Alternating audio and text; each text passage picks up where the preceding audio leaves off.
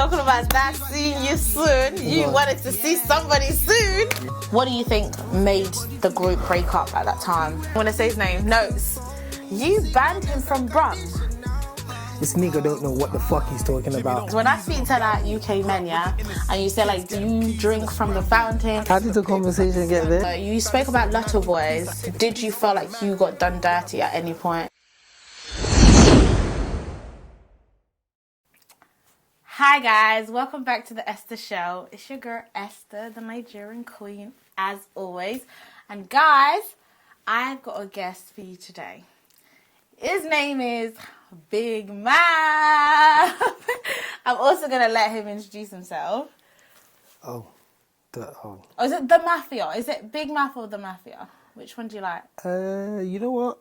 Let's go with Maf. Let's just go with Maf today. Maf. Just Maf today. I think it should be Big Maf. Why do you want to be any Maf? Today. You're no ordinary Maf. You're Big Maf. But today, what do you want to be going by? Today I'm on my Maf mode. I'm on Maf mode. Just laid back in the studio, music creation mode right now. So yeah. Okay. But anyways, in terms of just like, guys, by the way, this guy brought me all the way to Birmingham to film this. He was like, this is how you know it's Big Maf. It was like, listen, you're going to come down to me.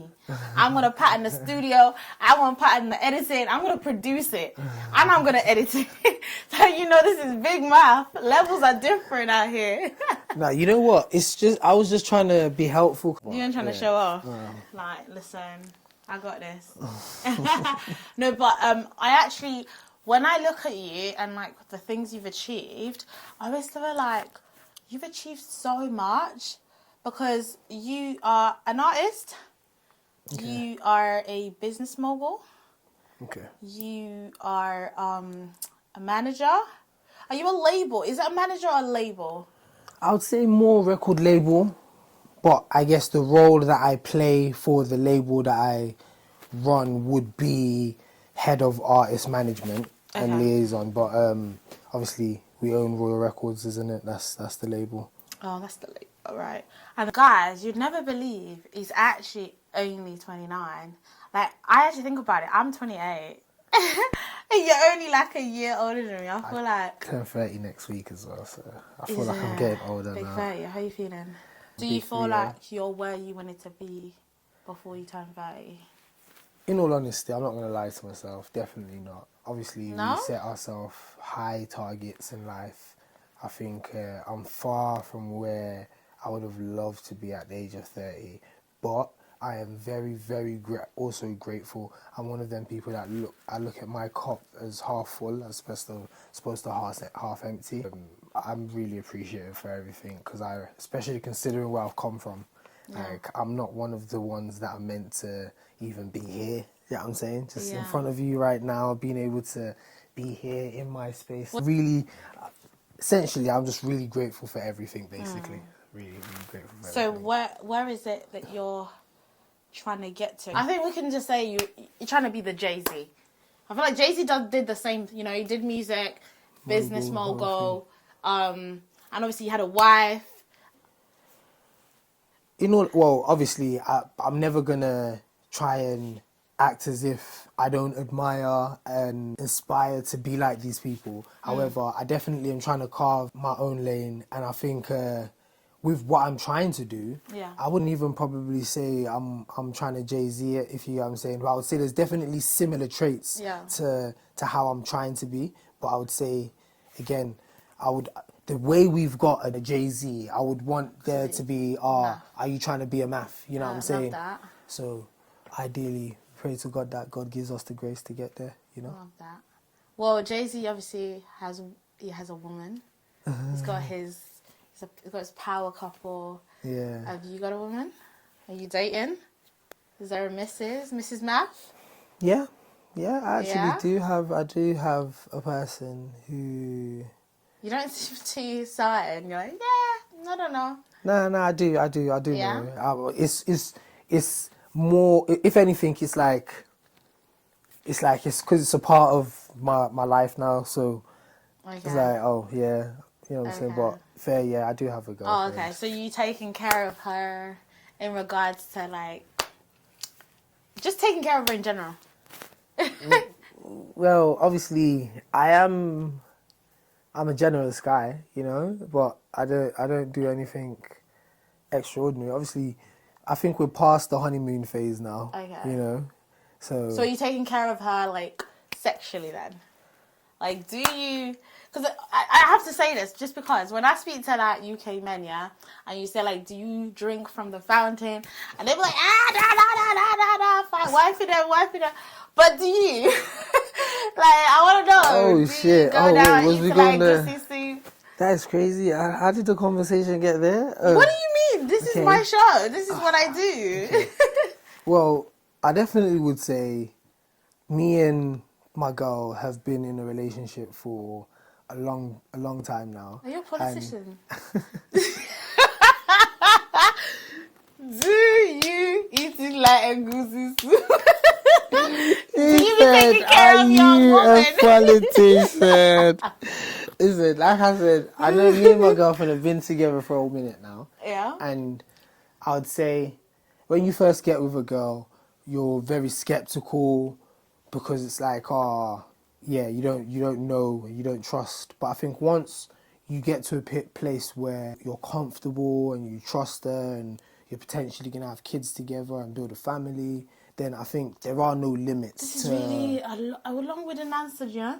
Like there are really no limits to where you can take your sex life. If you get what I'm saying. Okay. So I would say me and her have definitely gotten to a place where there's probably no limits to where we'll take our sex life. Okay. Like, no limits. Like we do whatever. Do whatever, because we definitely are very, very comfortable around each other. I would say that, yeah. Okay. Yeah. That's very wide. That's just like.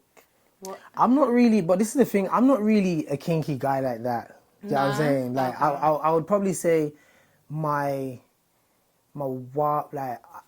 do like sexy legs. Not even feet, more like legs. Legs, okay. Yeah, sexy legs in black tights. That's I like. Tights? Yeah, that's my thing. That sounds like a fetish.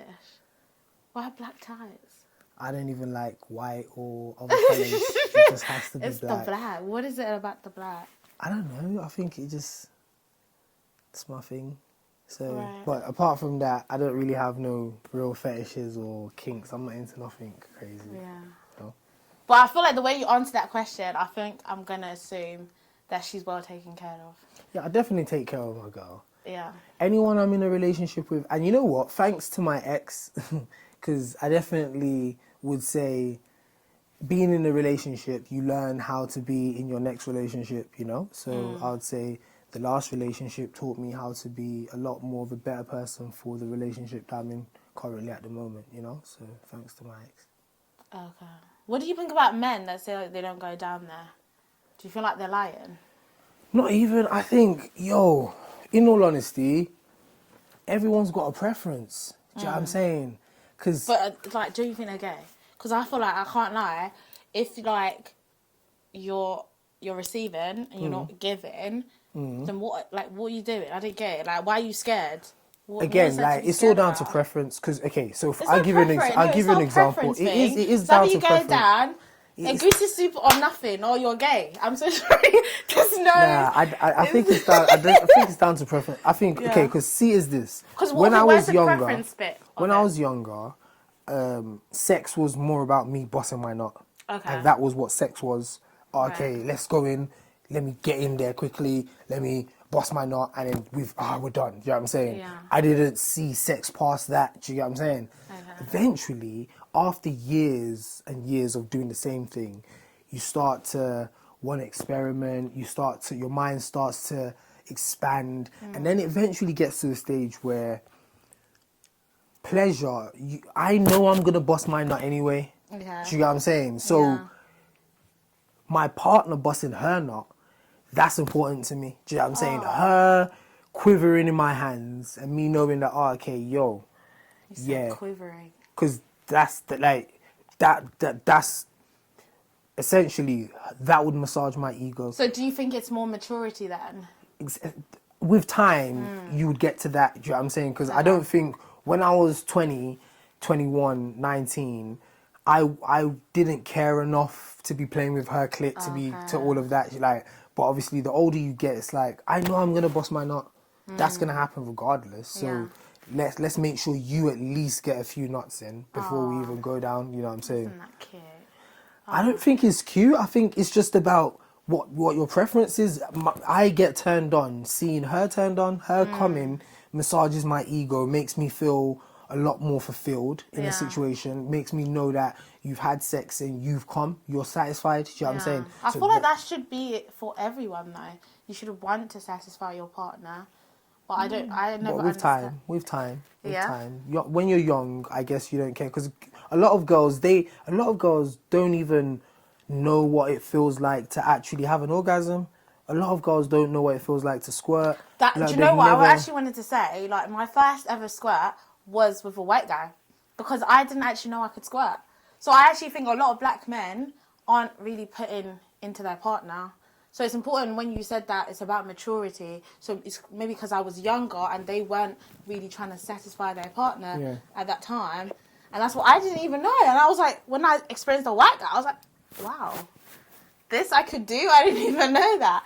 So I think I can actually fuck with that when you say it actually could be about maturity. Yeah, it definitely comes with time. Yeah. Definitely comes with time. Yeah, I think we should move on to the music. So in terms of the music... We've been talking about sex for the past, like... No, to be fair, I was trying to move on from it, but it seems like you was trying to really explain. You wanted it to go into it. But in terms of the music, like, how did you even get into music? Like, even music management. What was it about music for you? I would say I started off as a gospel artist. Oh, really? Yeah, I was a signed gospel artist for a good 2-3 years, and while I was touring, had my own headline show, and everything was What was your dancing. gospel name? I was Mafdotyou. Like that's where the name Mafdotyou came from, and I definitely was dancing with the elites. So, in terms of when I was doing it, when I was making gospel music, the people who were making noise at the time, the Governor B, Faith Child, A-Star, we were like, I remember I had a headline show in Birmingham and they were all on the headline show with me and that's where it was at the time, you know what I'm saying? But I just felt like a living contradict because after a show, I would want to link girls, I would want to do things and stuff, do you know what I'm saying? Yeah. So I just felt like, okay, I'm going to have to put the mic down and become a promoter. Because at the time, I became the student union president at my college. So they gave me some money and I threw like a little talent show concert at my college. And because that sold out, it's almost like, okay, I started going into being a promoter, and I started focusing my energy there, started to put the mic down as an artist, as a gospel artist. And then I did that for like 3 years, the whole concerts at the college thing. And on the 3rd year, the college actually hired me and turned me from being a student to a member of staff now, where they paid me like 15 grand for the year to now actually start throwing parties for the college. And then off the back of that, I had taken their budget to bring in Sneakbo and Young'un, and this was their year of when Ain't On Nothing was popping. So Sneakbo came to the college and then he saw me there, and then he ended up giving me the opportunity to become his tour manager, if you know what I'm saying. So from that show, I became his tour manager. From there, things kind of picked up, because then after that, then I linked up with Mist. Mist's career was popping off. I became his tour manager. And then I signed Lotto Boys. Then, so it just all started to just happen. You know what I'm saying? It was just quickly. Like very quickly, basically. I wanted to touch on the whole religion.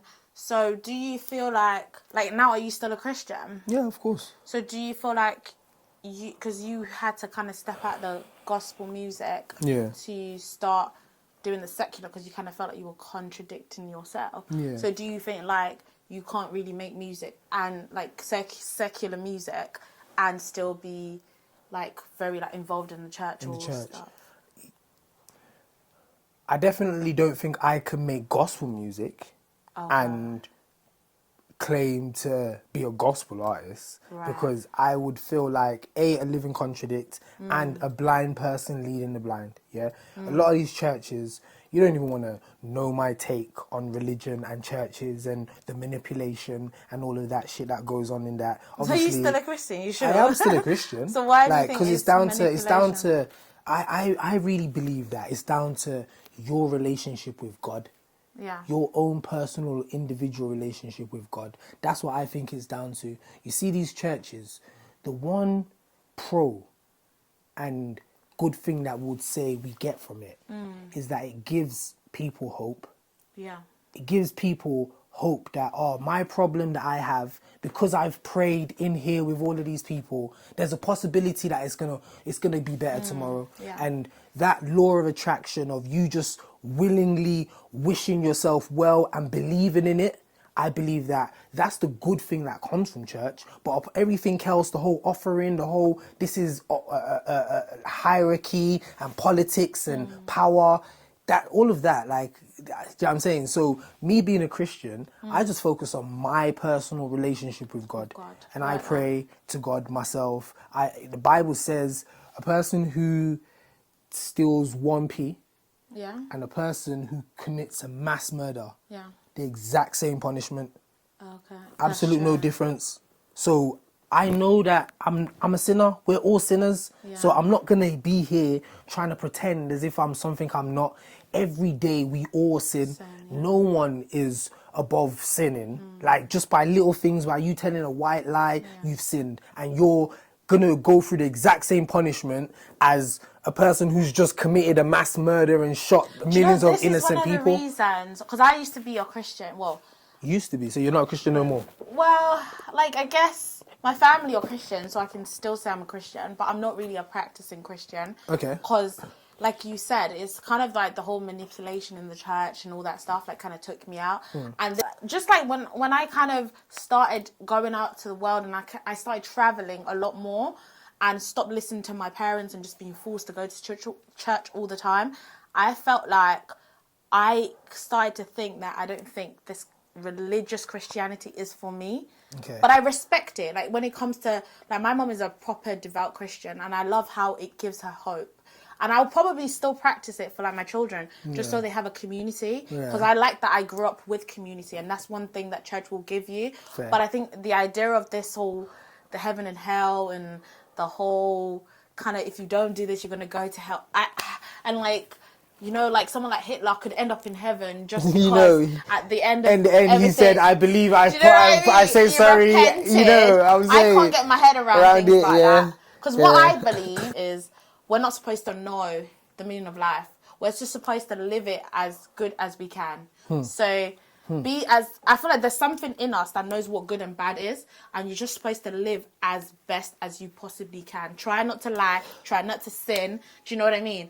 And whatever happens when we die, face it. That's kind of what I think, and I feel like this whole Christianity, Islam and all that stuff is just we humans trying to find the meaning of life, and I think it's okay. But I just felt like I didn't belong in that religious realm. That's kind of what it was for me. Fair. I hear that. Yeah. Fair. But do you know what I want to talk about, though? You spoke about Lotto Boys, how this was kind of your journey in music. So, obviously, how did you even started managing them? I've watched interviews, by the way. I've seen, like, different versions. Okay.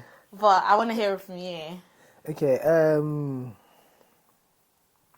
It started off because, obviously, like I said, I was a gospel artist. So back when I was making gospel music, Matt Brooks, I always say his name, he's Ray's drummer. Not because the last interview I said I mentioned Tiny Temper and other people. Oh, okay. He plays for Ray. Right. Ray, you know Ray, the amazing pop star. Oh, okay, yeah. Yeah, he's her drummer now. And Matt, I think I know Matt him. Brooks, yeah, he's a cold drummer. Oh, okay. Him and his brother Adam Brooks, they run like a youth center in a church in Aston, and my older sister used to go to their church. Okay. And she took me to their church, and obviously because I was doing gospel music and I had a headline show at the institute, Ash and Lucas, they weren't called Lotto Boys at this point. They were just called Ash and Lucas. Yeah. They were doing a little headline show with their friends in the same venue, but the week before mine. So Matt Brooks has been like, oh shit, you're doing a headline there at the Institute. Oh, let me introduce you to these guys who are doing the same thing the week after. And then that's how we've actually met. They've brought me into the studio. We've linked up. They're playing How music. did you start managing them? Because I saw a story that you told them to sell 50 tickets or something. Yeah. That happened. Okay. That happened. Remember, so now I'm a gospel artist. Okay. And they've come to the headline show. Well, we've seen each other headline show after each other. Right. 2-3 years after this, I'm not making gospel music no more. Okay. I'm a promoter now, if you know what I'm saying. Right, okay. So we're doing the Paradox, and then I tell them, okay, to open up for the headline, to open up for the show, sell 50 tickets, and you'll be able to get on the show. Obviously, they sold tickets, and then they became the opening acts for that show, and then opening acts for the next show after that as well. So then from there, it was a bit like, okay, we see you've got something. Let's try and turn this into an actual thing now where people actually take it in and respect you guys. Because Ash is cold, you know. Yeah. We're not gonna deny how talented they are. And then obviously because before then I had Mike's Comedy and I had Kaz. I had some other guys called Theo, and Mike's Comedy had gone through some madness online. Oh yeah, you interviewed Mike's Comedy prior to this, isn't it? But yeah, he used to be signed to Man, so he went through some madness online, which kind of just affected everything. And then me and him it affected our relationship, and then we just kind of parted ways, if you know what I'm saying. Right. And while we were in bed together, Lotto Boys were around, but they just weren't the focus. Okay. So it weren't until Mike's and all of them went that it was like, okay, you know what? You guys are about to be the focus, and that name, Lotto Boys, that's what we're going to call you guys, and we'll just make it an acronym for Last of the True Ones, you know? Okay. So, why do you think that they had the breakup? Because, obviously, I saw different versions of this. I think I watched the interview with Zizi, and Ash said no one was really happy. People never spoke about it, but that arrangement, just people weren't happy about it. And obviously I watched the interview with Kaylee, and it just seemed like there was different reasons as to why they broke up. Okay. But what do you think? What's the reason? What do you think made the group break up at that time? I would say, firstly, the plumber. The plumber? There's a plumber. You don't know about the plumber? I don't know about the plumber. Come on. The plumber. What happened with the plumber? Why are you both smiling? What happened with the plumber? Tell us. The plumber, he was that divide and conquer pawn. He was the divide and conquer pawn. Because essentially... Oh, the one that was whispering in their ears. Basically. Okay. And because he was in a position of, not power, but he was in a position of course he's going to have their best interest at heart. So it's almost like, okay, whatever he's saying, let's take it as gospel. Do you know what I'm saying? Yeah. But the reality is, this nigga don't know what the fuck he's talking about. And evidently we've seen now, is he just fucking drove the fucking shit down the ground. Oh, so they left you and then went to him? Yeah. But he's Lucas's older brother.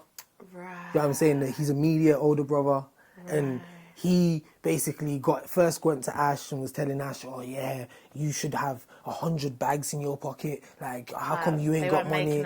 Like, and obviously we're making bread, but we're not making enough money for us all to be taking dividends. So how we were running a company is we're getting paid, all the money's going in the company business account, and we're paying ourselves a monthly wage every month, if you know what I'm saying, because we all own shares in this company. Right. Now, in the beginning, this is great because obviously you guys are the breadwinners, but at some point, like now, you guys aren't going to be making music. There's going to be other artists who are signed to the label, and you guys, your shares in the company is why you're still going to be eating regardless, if you know what I'm saying. So we had a great setup, but I do think, obviously, people got into the ears. But obviously, I also have to take accountability. Like, I'm not going to be oblivious to the fact that I was a young kid, 22, had been put in such a high position of power, and I just didn't know how to actually play the role I was given, if you know what I'm saying. It's almost like, you know how they say some people, they work so hard for a position for years before they eventually get it, and then there's some people, they're just born and now they're a king, if you know what I'm saying. It's like, so you kind of just got thrown into this position where it's like, oh shit, now I've got people who were looking at man before as a nobody, now treating man with bare respect. And as a 22-year-old at the time, it was a lot to me. So I didn't necessarily treat people how I wanted to be treated. So what do you feel like you done that could have maybe been better? My people skills. Okay. My people skills and just how I handled relationships. Okay. Obviously. I like the accountability. Yeah, because I have to. That's the only way you grow. Yeah. Like every day I wake up, I know in my heart I strive to be the best man I can be. The best version of myself that I can be. Yeah. That's all I want to be every day when I wake up. So that when I do have kids, he looks at me and he thinks, yo, my dad is Superman, you know? So essentially, me lying to myself, like where does that get me? I'm just going to be in the exact same position tomorrow. Like I'm going to get some new artists, have the same problem and be telling myself, oh, they're the problem. When I'm the problem, you know? So because I think I saw in one of the interviews that, I think it's the one that you've done with, is it Amaradon TV? And I think people were kind of saying, everyone seemed to have problems with you. But you were like, but what have I done? And it was like, well, if everyone has a problem with you, then you may have done something wrong. Now, I definitely will say that I was very, very strict. Okay. My tolerance to bullshit, even though my tolerance to bullshit is still very low, but I'm a lot more like, I can handle people a bit better now without hurting their feelings, even if they're not necessarily. So were you kind of just mean in the way you speak? Like I just didn't care about how you would feel about anything I've got to say. You've not got it done, you fucking stupid twat. You don't fucking get it done. Like, I was very, very, very. That's really mad though, because even like when I see your like online persona, you come across as like this very blunt person. But obviously, when I've spoken to you, you seem so sweet. So I don't know if I just got like the different side of you and everyone else just don't. Hey, you know what it is? I think depending on who you are is what version of me you'd get. Okay. Yeah, because if you're, like I said, I'm only trying to be the best version of myself. I only want to have as many friends as possible. I want to be cool with everyone. I don't want to have no enemies, you know what I'm saying? Okay. However, if you want to be on enemy timing, or if you want to be on dickhead timing, or if you think that for a second, because I'm trying to put my best foot forward, that I'm a twat, I will show you that it's not that. Do you know what I'm saying? Yeah. And I promise you, a lot of the time, people think because I want to be a good guy or I try to put my best foot forward that, oh, wait. They can validate. Do you know what I'm saying? And they can just, and then it's like, and they're never going to tell you what they done. They're always going to focus on my reaction. They try you and then you respond and then you're the bad guy. Do you know what I'm saying? They'll focus on your reaction that's why I don't care. If anyone who you speak to who says, Maf is a horrible guy, you ask them, do you actually know him? Have you met him personally and you have this opinion about him? If they do say that, then ask them why. They're never going to tell you because I know me, they're like, how I leave relationships and how, on what terms, and a person being able to say, Maf done me like this matters to me. These things matter to me. Do you get what I'm saying? So, but if I know that I'm in my right, you done this, even if it's little, if you've done something, then cool. If I'm going to violate you back times 10, you've given me the leverage to do it. But until you do something, you will never, because that's not who he is. That's not the person I am. Do you know what I'm saying? If you put your best foot forward, that's the version of me you're going to get. Do you know what I'm saying? So, in terms of just going back to the Lotto Boys thing, did you kind of felt like you were done dirty at any point? Like, obviously, when the whole breakup happened, obviously, Ash wrote a diss track against you, which we're going to address, actually. Is it Natasha? what's her name? Natalie? I can't remember her name. But obviously you mentioned that you obviously slept with his ex, I believe. Okay, because I have spoken about this in the previous interview. Again, yeah, no, first of all, I just first address, like, did you feel like you got done dirty at any point? Okay. On a business, if we're looking at it practically, like we take away emotions, and if we're looking at it like bottom line, this is how, because obviously at the time, their angle, like the plumber and their angle was, so are you a manager or are you the label? Like, what role are you playing? Because you're one of the Lotto Boys and you own part of the company, but you're playing the manager role, but then you're involved in the music writing. So what exactly are you doing? And we don't know. When we were coming into the game, we didn't know how the game works. So we didn't know that we're not meant to set up our company with you. So now we've set up our company with you. We feel like we're not meant to have done that, if you know what I'm saying. So now, what ended up happening was I relinquished my shares in the company. Okay.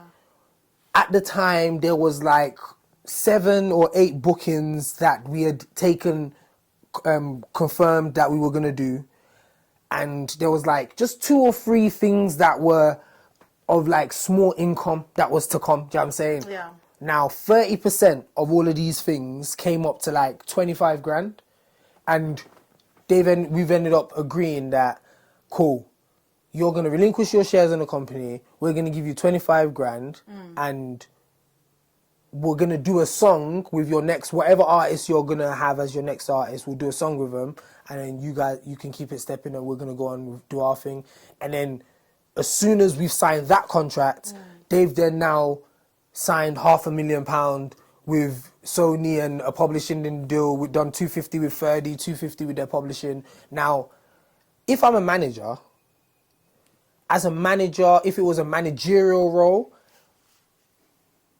when I leave, if I'm stepping out of the company, for everything that I've done, I will still commission 20% for the next 6 years legally. Do you get what I'm saying? Right. Now, if I'm a shareholder, I'm gonna own my share of the company for the next 6 years or however many years of left in the company. Right. But I would say, because of, I actually felt like the villain.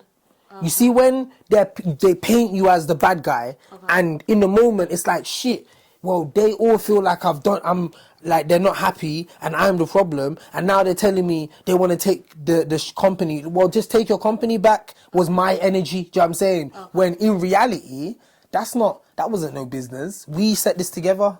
Like, I played a very, very big role in the infrastructure of how this is even fucking breathing, evidently, because as I left, it didn't move forward, if you know what I'm saying. Yeah. So, business-wise, I probably did get done dirty, but that only could happen because of my mistakes. I didn't do my paperwork right. I was going into this not knowing how to play this role, how to be a CEO of a label. How do you think it's just like by a fucking title? It's not just a fucking title. This is actual real life shit, and this is real life. Like, this is real life.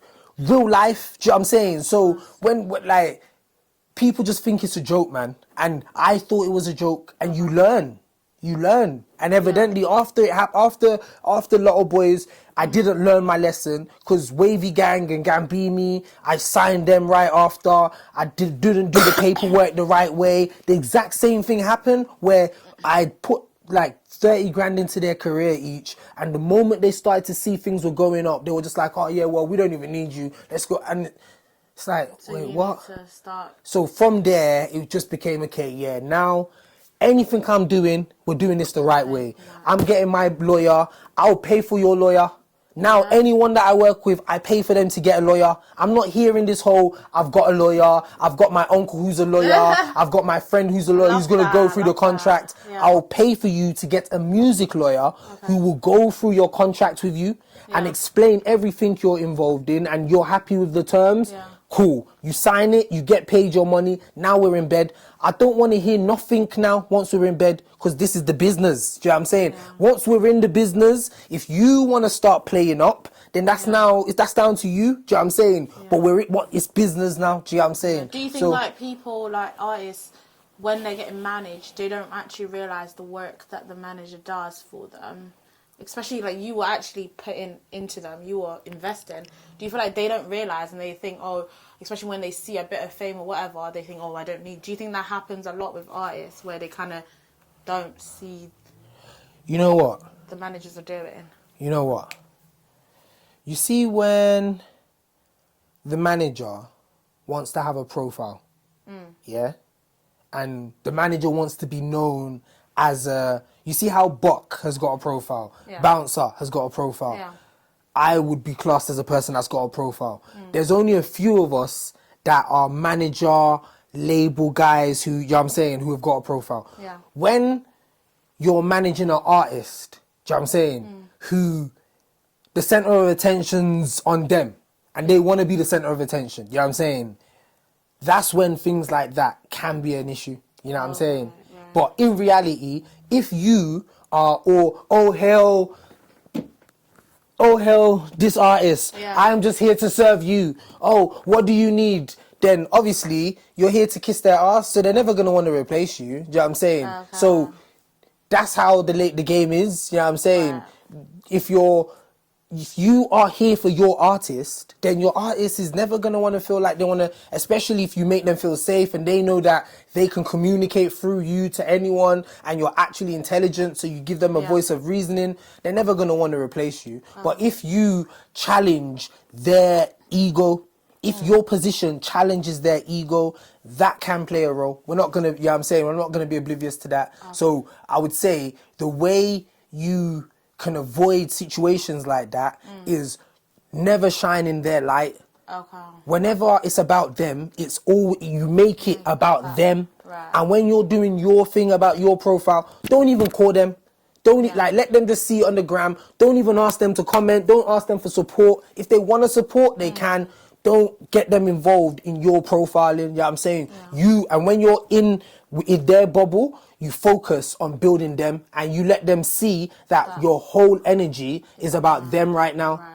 And then the moment you step out, you know, you can go and focus on whatever you need to do. Hence why I've got 3 alter egos and I'm able to channel whatever energy at whatever time. Gio? Yeah, I love that. So just to kind of get it clear now, so Lotto Boys are back. And are you their manager now? Or what's really happening? Lotto Boys are done. They're done, but they Lotto dropped Boys a song. Like, is it 7 No. months ago? That was that. Well, sorry, Lucas. Lucas is still flying the flag of Lotto Boys, and based on that last interview that all 3 of us sat down and done together. I thought that was the whole point, because they're getting back together. Nah, that was more us saying, okay, cool, we made a load of bangers together. Right. We are all on good terms. Like, we're brothers now. We've squashed our beef. We still, like, we're on blessed terms, but we're going to be doing different things now. Okay. Lucas is the only one that's still flying the Lotto Boys flag. Ash is What Imran. about the Ice and Rum song? That was literally Lucas with Lyco, which was one of our artists, if you know what I'm saying. They just linked up to do a record. It's only one of them that was on the song. Ash is not doing Lotto Boys stuff no more. So Ash is just not interested He's a gospel artist now. He's in a different, totally different path. He's not even on all of this shit no more. And this whole tape that we're in the middle of putting out, that we're in the middle of making and putting together, is literally just a compilation of all the stuff that we done together when we were working and when he was in Lotto Boys, if you know what I'm saying, because there are bangers in there. So it's like there's going to be a 27 track tape where it's like it's just got all of the records. Oh, so you're still going to drop stuff? That's going to drop it. That's that. And after that, it's called This Is It. The tape is called This Is It, and that's it. Literally, Lotto Boys, This Is It, and then that's it. You know what I'm saying? It's done from there. End of an era. That's mad. The Ice and Rum song was good though. Yeah, but because you would still see Lotto Boy Lucas drop songs as Lotto Boys, and he might even rebrand it and bring another member in, or rebrand it and pass it on to youngers, and now there are some youngers called Lotto Boys while he's not. He knows what he's gonna do with it, but right about now, I know that Ash is not doing up Lotto But are Boys you no more. managing Lucas? Nah. I haven't really got time. I haven't got enough time on my hands. Like he's doing his own thing. But again, he's my brethren. That's my guy. Every now and then we'll check up on him and make sure he's good. Okay. And, So are they kind of good with you, with the whole sleeping with the ex Shannon? Is that all kind of clear? Now, of course, because like people think that the whole me sleeping with the ex Shannon was a factor to our relationship. It wasn't. The reason why it wasn't a factor because, like I said before, Ash and Lucas, they weren't even my artist. By the time that happened. When me and Shannon had a why thing. do you think he dropped a diss track? That, Because that so happened obviously, a long time ago. I promise you, like he said in the last interview, he was being manipulative. He was just trying to control the narrative of the story because he felt like there was a lot of pressure on that. Because I'd done the Amaru Don interview and I was kind of like, yo, these guys have done me dirty. How have they said they're coming out claiming I finessed them? When they finessed me, they gave me 23 grand and took $500,000 and you're saying I finessed you. Who finessed who really? You know what I'm saying was my angle. But you taking like 30%? Yeah, because I set up this company. And I know, like, but apparently normal managers usually will take 20%. Yeah, but so. I weren't just a manager. A manager is not meant to put a penny of his money. I'm not meant to be. You're not meant to stop working. I'm paying you a wage. I'm paying for your videos. I'm paying for everything. Essentially, you're signed to me. What I was meant to do is sign them into a deal. Do just I could have done a 20k deal. Like something little, even a 10k deal, because Sharav brought us a 10k deal for 5 singles, and Lucas was there like, oh, how, if we don't take it, how are we going to be able to survive and all of that shit. So if I had ill intention, or if I was even smart enough at the time, they would have been signed to me, but it was a thing of, nah, this is us, we're doing this together, I'll be the brains, you guys are the face of the business, and we'll get this shit done together. Their biggest record till today, which is Bad Vibes. The first verse, the first 8 lines on that song, that's me that wrote that. If I'm lying, I'm fucking dying. Lucas would never say that I wasn't the person that wrote that. Unfinished Business, one of the records that their class is their coolest. Again, that's me, that I'm the person that wrote that. Lukey's verse on that. I never ever needed to help Ash write. You know what I'm saying? What, in terms of Lukey, so I weren't just a manager, if you know what I'm saying, hence why I owned 30%. If I was just a manager, then that argument would be valid, if you know what I'm saying. I hear it. So, like, in terms of just, like, Royal Records, who's in it now? Because right now, the focus is Lyco. Is it just Lyco? Just Lyco. Oh, okay. Just Lyco. What about Sneak Bro? Because I see you do a lot of work with him. Sneak Bro's just a friend to the label. Obviously, occasionally he might drop a record with us here and there, but he's his own man, you know what I'm saying? Like, all of these artists, same thing with So do you, like, do distribution for them? Occasionally we might take a record off an artist and distribute for them, or we might release a record, we might buy their next single off them, we might take it off them and put some money in their pocket and put some money behind the record if we believe the record has potential, if you know what I'm saying. But in a year, we probably sign like 10, 15 songs a year, like nothing crazy, you know what I'm saying? And when we buy a record, we will make the person release it how they were going to release it. It will just be released through our distribution company, you know what I'm saying? Essentially that. What about Marnie? I feel like... she was signed to us. She just stopped making music.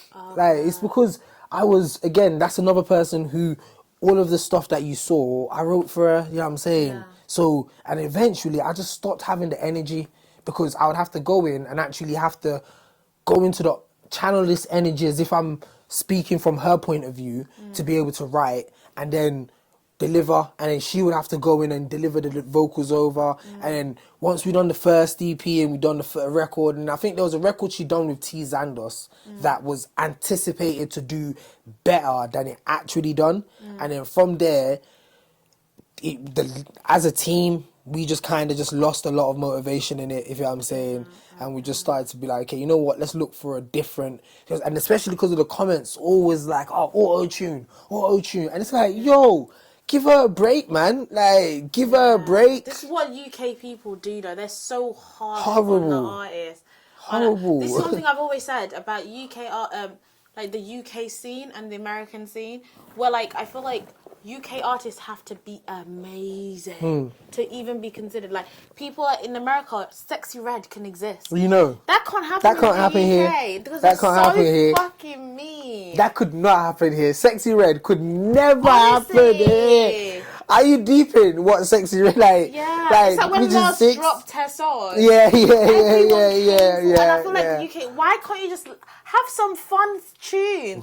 But I think one thing as well I've noticed is because the labels in America, they don't really care about what the scene is saying. They'll still push money in it. If they think it's gonna do like good, they'll still put money into it. But the UK scene, they don't do that.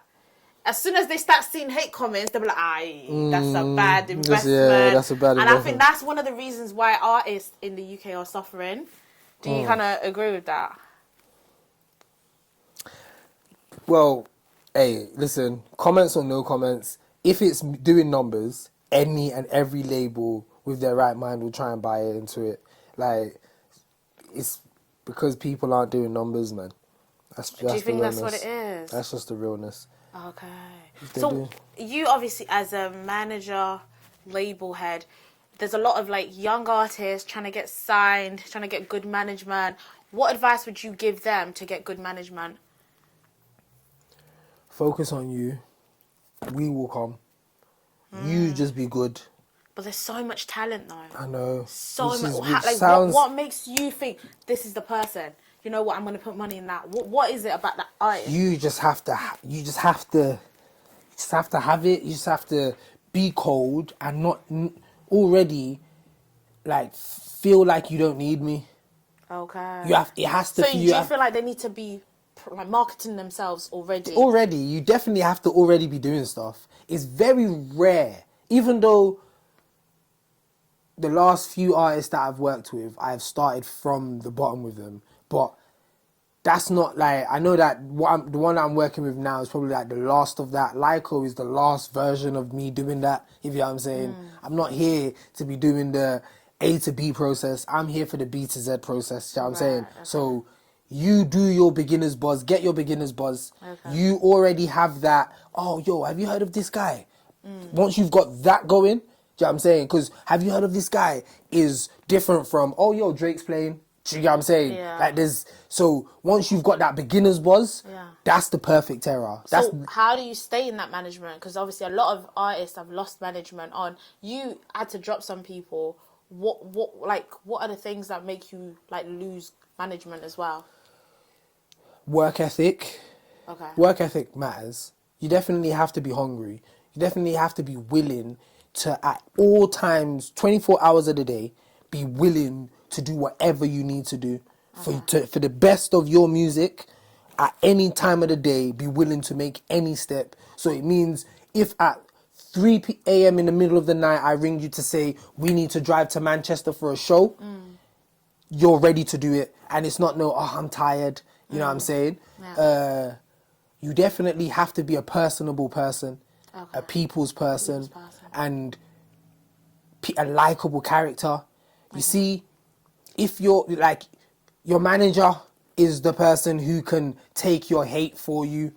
You don't want to do something, blame your manager or blame your label, blame your team. You need to be a nice, likable character that people like regardless, you know what I'm saying? Yeah. And these are the factors. And again, you just have to be talented, isn't it? Like, because if it's working, trust me, if it's working, no one wants to stop working with it if it's working. Yeah. Even if you're moving like a dickhead, if you're moving difficult, the moment it starts to really work, you're allowed to, you know?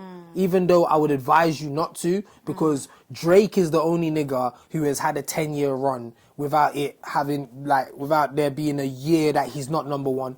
You know what I'm saying? He's the only person who has had a run that way. So I would advise you to not be fucking moving like a bougie person. When you're at the top, still be moving as if you're at the bottom. Still be acting as if you're humble and hungry.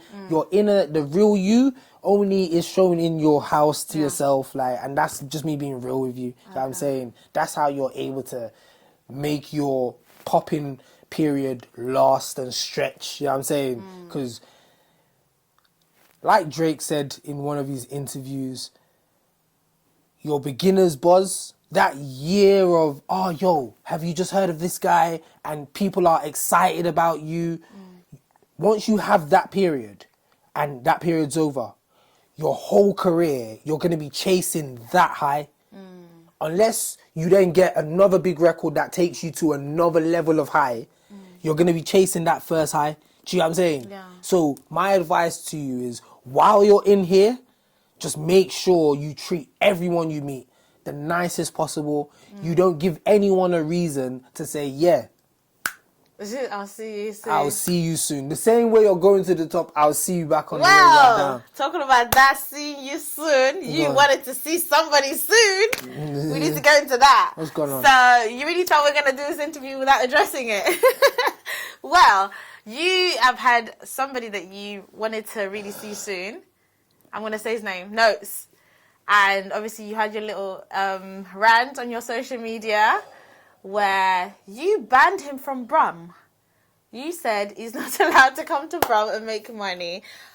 First of all, I need to know, where the hell did that come from?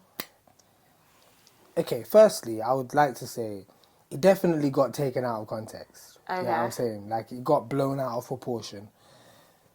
Because, again... I mean, you came on Smoke, though.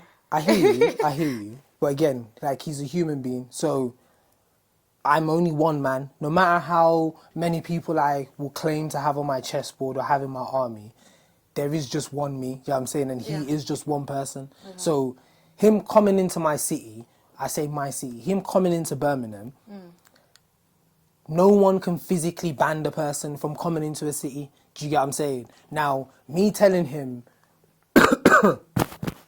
you're banned from coming into the city, was due to a personal issue between us. Now...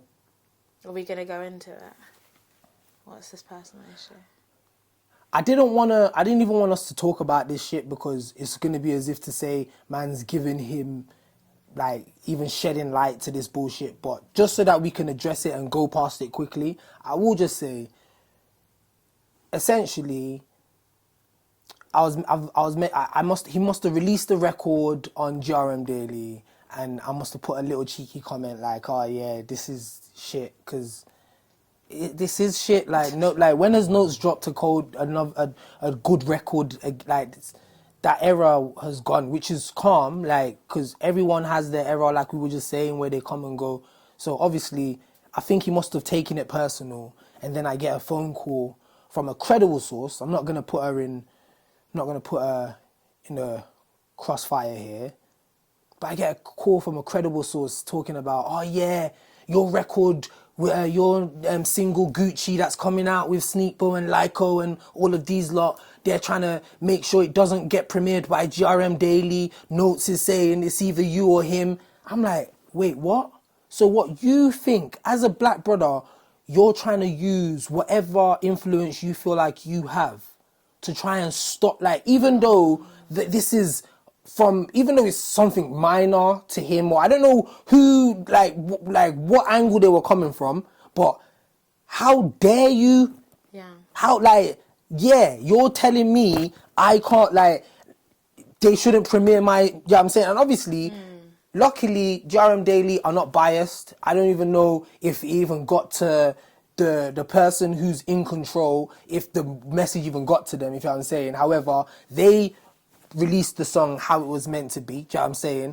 But for me, it's a matter of, yeah, you think you are in a position to ban me from GRM or ban me from in the scene in anything, cool. You are not coming to Birmingham to make money again. And if you do, my friends will pay you a visit. Now, me saying my friends will pay you a visit, like, again, people took that out of context. They felt like I was threatening him, saying that I'm gonna, like, it's not no. What do you mean about it's not like paying you a visit then, if it's not a threat?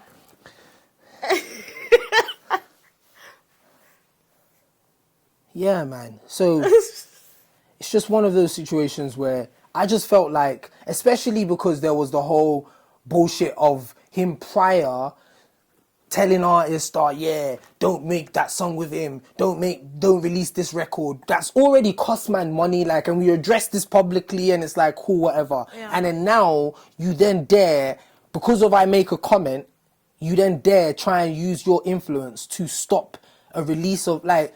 So essentially, that's why I came out and said, okay, cool, you're banned from Brum. I definitely didn't think the blogs or anyone would care enough for it to become taken out of proportion. But obviously, again, you think about it, but I think it's because the way you said it, like, if you're feeling froggy, jump. Like, it was given very much, I have a lot of power and I'm going to do anything in my power to stop your bag or stop you from coming to Brum.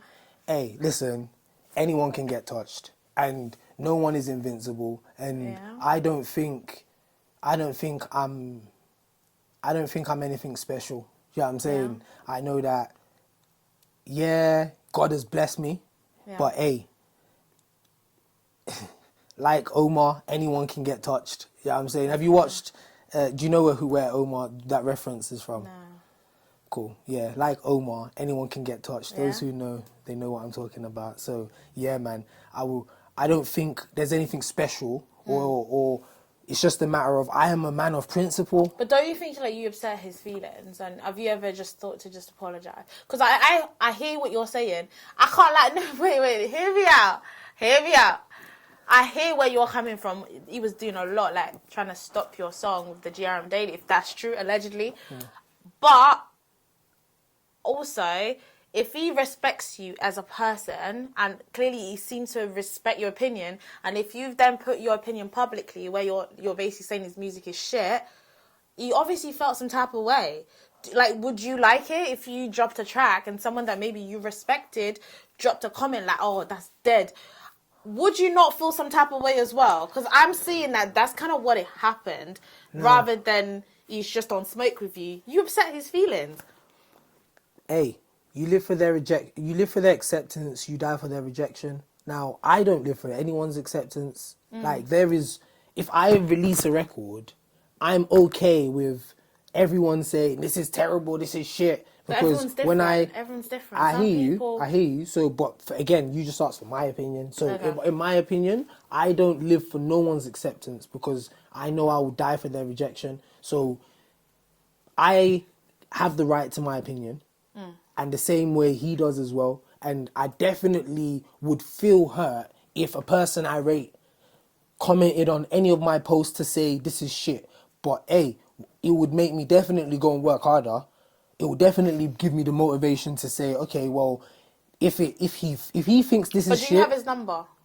We're not that cool. There was definitely a period where we was on talking terms. Where I remember when I wanted to sign him to my, but that era was a very long time ago. So we're not on talking terms where we occasionally we might DM each other to troll each other. You know what I'm saying? Okay, so it wasn't like one of those that you could have just messaged him. No, we're not on those kind of terms. I think that's what it is. Like, because you need to understand, like, things like the blogs are so intense. Like, I've been dragged a lot personally as well. And I think when you see someone that you have love for joining in the trolling, I can't lie, you feel it. I hear you. I hear you. I'm not gonna be oblivious to it. Yeah. Because even when this happened, when the shadeborough picked it up, you don't think people will troll? People will troll. Who is he to think he can ban anyone? Yeah, but you don't care about people you don't know. I'm saying. People you know. But that's what I'm trying to say. But like, don't think I didn't see niggas that I know, that people that I rate, bloggers. There's this one podcast. I'm never gonna say his name. Actually, there was a few podcast niggas who I seen in the comments who I actually rate these guys. I actually rate their podcast. I actually rate it. It's like, oh fucking hell, you as well. And people are there trolling, oh, look at him. He looks like he hasn't even brushed his teeth this morning. It's like, how can you tell me I brushed my teeth or not? But I actually hadn't. So it was like, you actually caught me. So, like, essentially, and all of the people who were commenting, and it's like, oh, hey, listen, say whatever. You know what I'm saying? I'm here, they're talking. So I can't even feel bad about it, if you know what I'm saying. So, but because I can't, when someone that I have known that's dragged me publicly on blog page, I'll block them. Because I can't deal with that. Like, what? I don't care about people I don't know. But if I know you, fucking message me, bro. Like, why are you in the comments dragging me? Like, I just leave them. I just leave them. I think it's more powerful when you don't even, when you know that they've done that and they don't know if you know if that they done that. So it's down to me how I'm gonna act when I next see you. I can act like, oh hey, or I can be like, you know what I'm saying? So hey, so do what you want, man. So bottom line, would you ever apologise? What am I apologising for? Could you call this music shit? So am I not allowed to have an opinion? So I should apologise for having an opinion. DM him. Saying, I apologise for having an opinion. I guess. Aren't you allowed to have an opinion? Must you like every music that comes out just because the artist is big? But you didn't have to say anything. If you don't have anything nice to say, just don't say anything. Some people can say you don't have to give your opinion, and some people would say they want to hear my opinion. Yeah. So there's two sides to that opinion that you just made there. Yeah. So we're never gonna get an apology. This is gonna be going for a while now. Hey, I don't think he's looking for an apology off me. And plus, hey, listen, we're past all of that now. You know what I'm saying? Like he honoured the ban when he was banned. You know what I'm saying? He honoured it. He honoured the ban. I know he was trying to troll and put statuses like, oh, come in Birmingham now. You weren't gonna do that. Is that? You weren't gonna fucking do that. But essentially, allow all of that bad man talk, because it's not even like it's not that. Do you know what I'm saying? Yeah. You opening your mouth and trying to use your power to block another black brother, you're like, you can't tell him how he's gonna react, and you can't expect him to. But I think you're being a bit hypocritical, because you started this thing, and then he's responding. It's just like you said in the beginning. People will paint you as the villain when you're reacting. Yeah, he's reacting to you. So okay, so why do I originally have an opinion about his music being shit? So you think he started it by making shit music? No, that's not what I'm saying. That's not what I'm saying. That's not what I'm saying. How did he start it then? Tell me how he started it. I think you need to go back and watch the Katie Golden interview. What's that? Because there's been a history. There's other. I hate the fact that we've spent bare time talking about this nigga. But there's little shit that he's done in the past where he stopped me from making money, bro. Like there's. Okay, you know so it wasn't just that. That's not the start of that comment. There wasn't the start of our whole interaction. Then the start of the start of our interaction was when me and Lotto Boys broke up. He's rang an artist who was doing a song with my Gambini at the time and told Donny, I paid the geezer $5,000 to do a verse with the guy, and told Donny, I'm going to use everything in my power to block this guy from moving forward, because I heard he finessed my friends, Lotto Boys at the time. So on that basis, he started to make calls to block man. Now, we've come together, we've squashed our beef. They've come out and be like, okay, in all honesty, that's not what happened. He didn't rob us. But you didn't apologise for your opening your mouth and blocking me and stopping me from moving forward as a black brother. Yeah. So obviously I'm going to troll you. Do you know what I'm saying? I see you drop a shit song. Obviously I'm going to say this is a shit song. Aren't you the same guy who tried to stop me when I was down? Now I'm back. I'm up again. I'm nice. Yeah. You are stressed. You got a mil from 30. And so I told him, you got £1 million from 30. I got 100K. I'm a millionaire now. You ain't got 100 bags, bro. That's just the reality. You ain't got 100 bags. You can't show me 100 grand. You ain't got 100 grand. So it's not a thing where I was trying to bully him. This was personal. Yeah. Like you really tried to use your influence to stop me. Like so, and then now it's this. You don't have that kind of influence no more, bro. You're not in a position to do that. So is why I would troll you and tell you you're banned from Birmingham, and if you come, you know what I'm saying. But like I've said, we've put all of that shit to bed now. Yeah. His people have hit my people up. We had a conversation, spoke to some people who were allegedly, because there's people who he pays and all of that, who are for protection and all of that, and they've ended up hitting man up, and we've had a convo, and it's like, okay. Everyone's like, hey, you know what I'm saying? So it's calm energy for now, man. You know what I'm saying? It's calm energy. Yeah, I feel like we need to move on from it now because you seem a bit seems like you really wanted to clear that up. But do you know what I want to just talk about? Your aesthetics. So a lot of people say that you look like young Stefflon. Apparently he's your long lost brother.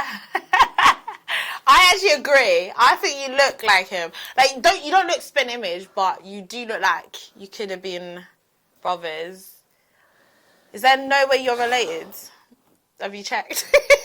Maybe you should call your mom. We're both Nigerian.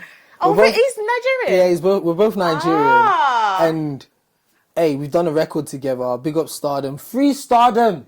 Put that out there. Free Stardom. We've done a record together with Stardom. And I don't see it. But imagine, it's crazy because after we done that record, there were bare people in the comments that were saying that I look like him, and people have said this to me in the past as well. But I guess because it's me and I'm looking at myself, I just can't see it. You know what I'm saying? But I don't know, man. Hey, Young Tef's cold anyway, so it's like, you take it as a compliment. Yeah, it's not a par to be. You know? Yeah. Okay. Well, that's interesting. And do you know the first time that we had our first relations was you commented on one of my videos. It was about relationships, and I was talking about how women need to learn to be more of a pick-me. And I think you agreed. Okay. Because I actually do feel like this era of relationships, I do think that women have found a way to just start hating men. And it's like become like a nice thing to be like, oh, I'm an independent woman, I don't need a man. I'm like, when did that happen? Like, what happened? This is not the way our mothers raised us. Yeah. Our mothers raised us to cater to men. And it's like, now it's like, the fact, what is a pick-me? Like, I don't get it. Like, I can understand a woman that puts another woman down. That's wrong. But what the fuck is wrong with you trying to be desirable to the man that you want? I don't get it. Like, it doesn't make sense to me. But obviously you agreed with that, so I want to know your take on it. You know what it is, yeah? I think it all just depends on what you're into in it. Because a nigga is always going to gravitate towards a girl who massages his ego and makes him feel like a man. And like, yeah. And so is a girl. A girl is always going to gravitate towards a nigga who strokes her ego and makes her feel sexy and all of that stuff, you know what I'm saying? So I think, obviously, we're in this era of the chase is become like it's a game now, and it's like, okay, is the power in my hand? Is the power in your hand? Who's the prize? Am I the prize? Are you the prize? Yeah. Like, so I think a lot of girls nowadays, they've seen how some girls have some niggas. Do you know what I'm saying? And it's like, oh, how you've got that nigga. I like that relationship, and I would like to have my nigga on those terms, if you know what I'm saying. So whether I feel empowered and he's just moving how I need him to be moving like a sucker, you know what I'm saying? Yeah. But then there's that kind of ruins it for the normal niggas who aren't on all of that shit and are just here to be on a mutual term, who think they're the prize. You know what I'm saying? Actually, I don't fully agree with that, just because I feel like as much as I get onto the girls that it's like, stop this whole I don't need a man bullshit, like no one's a pick me, like you're supposed to be picked, right? Okay. I get onto the girls, but I'm also gonna get onto the guys, especially in the UK. Okay. These men aren't men no more. Like, I can hear it now where men are not needed, women are not needing men no more, because men are not actually doing anything for a woman to need you no more. And I wouldn't say men like you, because I've actually spoken to you before, and I know like you're quite a traditional man, but I don't think a lot of UK men are traditional men. Like, they want a girl to be their peace, cater to him, but when it comes to bills, you want to split bills. When it comes for real, like, splitting bills is wild. I promise you, splitting bills is wild. So you would never split bills? What? That is wild. Thank you. Imagine going to a restaurant and saying, "Oh, so What and then they bring a bill. It's £110. It says, "Oh, so have you got £55 there? Like, or should I cover 60 and you cover 50? Like, and as soon as a girl says, "I'm not splitting bills," you're a gold digger. What the fuck? And then you want to be a man. How can she actually take you seriously? How can she look at you as a leader? Yeah. But I think again, it just comes down to preference. Oh, I'm sorry. And the other thing that I needed to say is this idea that they don't like to chase women no more. Like, you actually see men say, "Oh, nah, I'm not trying to move to her. Nah, she's got to come to me. I'm the prize." Hey, but it's true though, man. It's true, man. You think men are the prize? Well, some of us are, man. No, don't get me wrong. Sorry, a high-value man is a prize. And as a woman, you're supposed to compete to be chosen by a high-value man. However, you also need to be a leader. As a man, of course. You also need to like hunt. You have to be like. How can a woman chase you? She bags you. You're a bitch, man. No, for real. Nah. I think no nigga wants a girl to come and move to him. That's not what we're saying. Men be doing that though. I think once we show interest, like, oh hey, yeah, and we've made it aware that we've even acknowledged your existence. Now it's down to you to let us understand why there needs to be more from, "Oh yeah, I've noticed you, so what now?" I think from there, it's down to you to show why you're so special, you know what I'm saying? But I think the whole, he's over there and I'm over here, well, she needs to come here to come, then I think that's weird. Because I don't want no girl to come to me and chirps me and move to me and say, "Oh, hey, that's weird." You know what I'm saying? I definitely or even like planning dates and stuff. That's weird. That's meant to be a man thing. You're supposed to be like, "Get ready, bitch." Like, I'm taking you out. Okay, not bitch. Get ready, queen. I'm taking you out. But now these men be expecting women to plan to see them. I'm thinking, so how can she respect you? This is the reason she wants to be a independent woman, because she actually doesn't need you. That's literally why. And I feel like this UK dating, I feel like we all need to reel it back in. Learn from the Nigerians, because I feel like Nigerian men are doing their thing. I will always say this, I love Nigerian men, because I think they've kept the traditional values. They do what they need to do as men, and I feel like it's made the women also step in their roles. Because I think if you're the head and you do what you've got to do, like, the women they will, because you're giving them direction, you're being a leader, so they're going to step into that. And I feel like this is what we're missing. I hear you, and maybe we just need some more leaders in our generation. And shaming your boys. So like, you as a man, if you see your boy like moving like a dickhead, actually telling him like, "Bro, what the fuck, man?" I promise you. Do you shame your boys? None of my niggas split bills, bro. No, I believe you, because I know how you're like, that guy. What? Split bills? Yeah. Yeah. Bring your friends out. Bring all of them. All of you drink, eat, get drunk. To like the hell. Yeah. What the hell do you think this is? Unless I don't want to. If I'm telling you we're going out, or if I want to take you out, if there's the idea of, okay, we're treating you, you're getting treated. You know what I'm saying? Yeah. It's not unless we're not going out. You know what I'm saying? And I feel like it's the Nigerian you. This is what I don't get, why Nigerian men get such bad reps. Nigerian men is where it's at. Are you joking? They call us demons. They call us demons not because we're actually evil people, but I think it's because we're really nice people and you fall in love with us, and then we disappear. No, but I think it's because they have so much, because they treat women so good, and then when you can't have him, you demonize him, and it's like, no, like, he's got another girl that's gonna do what you're not gonna do. Do you get it? So I actually think, because as much as women say Yoruba demons, every time you interview, like when you see those street interviews and they say, "Who's the best men? Top 3. Nigerian men are always there, bro." Of course, man. So, because we know how to treat girls properly, man. Exactly. We definitely know how to take care of girls. And the Yorubas. Yoruba guys, we're the ones, man. And I need to marry a Yoruba man. When a man speaks Yoruba, my head just be turning on you. It just be imagine a fine-ass man, and then he just say, "Showa." But hey! What did you say? What did you say? No, I just love. I need to marry. Ṣé wọlé sọ Yorùbá? Of course, mo lè sọ Yorùbá now. I'm Yorùbá ni mi. Yeah. Oh my God. So I actually want to know about like you as a man. Yeah. What do you love about being a Nigerian man? I embrace our culture.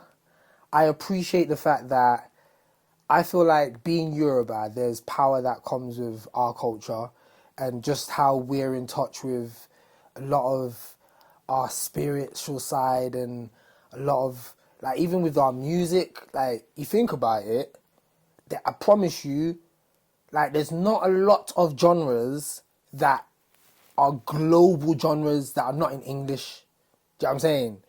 Like, Afrobeats is one of very few genres that's global, regardless of where, like, it's in China, it's in India, it's in the US. Yeah. Do you know what I'm saying? I don't hear Indian records that are crossing over and we're spinning it in daytime radio. Do you know what I'm saying? Even these Italian songs that with Bad Bunny and all of that, even though they're big records, but I don't actually hear them in our world. Do you know what I'm saying? Afrobeats is one genre that crosses over everywhere. And with the Afrobeats, it's the Yoruba guys, it's the Yoruba, if you Wizkid, Davido, Burna, Olamide, it's Rema, it's all the Yoruba real, you know what I'm saying? So Don't let the evil people catch you, because there's a tribal war going on in Nigeria. Hey, listen, like Igbo brothers and sisters, we love them. They gonna come for you. They gonna come for you. But we just say, I just embrace, and I'm grateful for. I'm just grateful for everything, man. Being Yoruba, being born here, having privilege, being sent back to Nigeria to understand the privilege that I've got here, being brought back. Everything, I'm appreciative and I'm thankful. Yeah. You know? And actually, one of my friends, he's like a business head in the music industry, and he's Jamaican, and he actually said that Africans are the ones getting the money now. Yeah.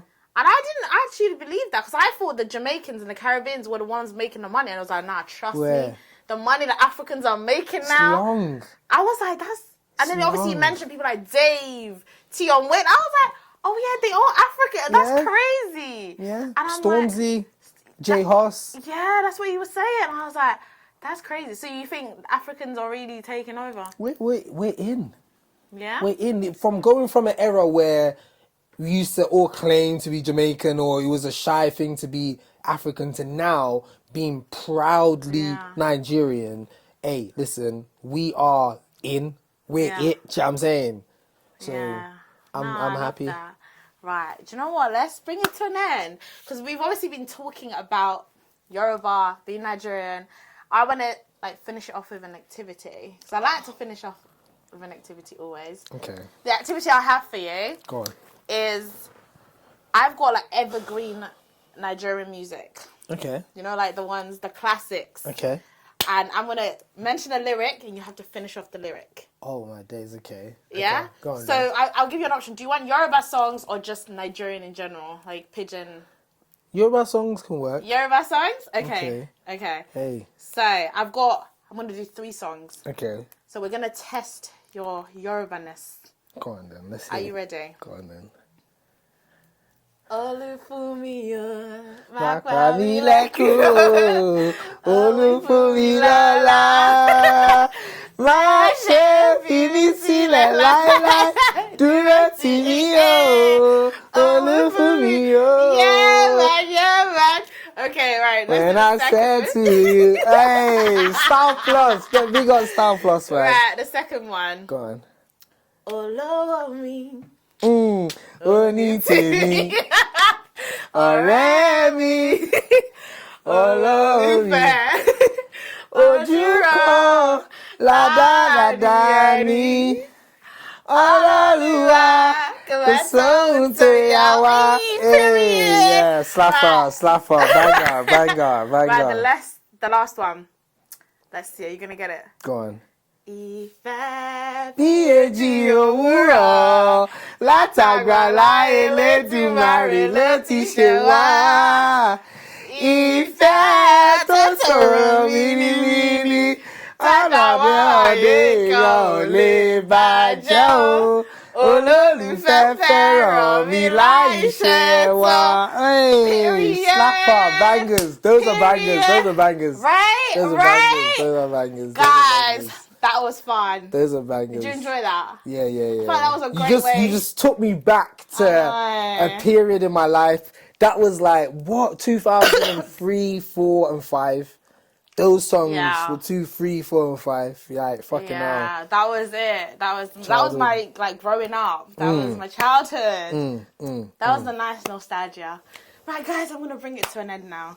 Guys, I hope you enjoyed this. It was a lot, wasn't it? And it was fun. It was. Guys, I want to know what you thought about it. I want to see your opinions in the comments. Do you have any questions for Math? What did you enjoy about the show?